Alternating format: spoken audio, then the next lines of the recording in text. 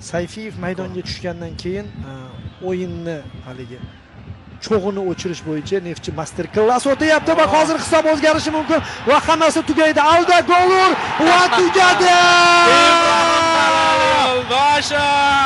Kim urish kerak edi golni?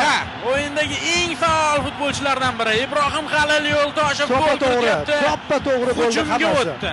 Hujumda ham naf keltiryapti Ibrohim Halil Yo'ldoshev. Charchamadi. O'zi boya oldinga o'tdi dedim-ku. Va yillar o'tdi, og'ir yillar bo'ldi, ligadan tushib ketishlar bo'ldi, Sarkisyanni sog'ingan damlari bo'ldi, lekin ashaddiy muxlislar uni tushmagan ekan. Haligi uzoq yillardan keyin pianist shunda qaytib kelib, pianinasida qanday chalib ketsa, muxlislikni ham shunday uddalab ketishdi va mana bu fenomenal gol uchrashuvga mantiqiy yakun yasayapti. Ibrohim Halil Yo'ldoshev menimcha uchrashuvning man of the eng zo'r o'yinchisi, iloji yo'q. Va Xayrulla aka, Alisher Odilov ham 2001-yilda tavallud topgan. O'zi o'sha avlod vakillari Levchikani nutqini boya aytdim. Kim 2001-yil degan? Men degan. 2001-yillarni sindirish degan.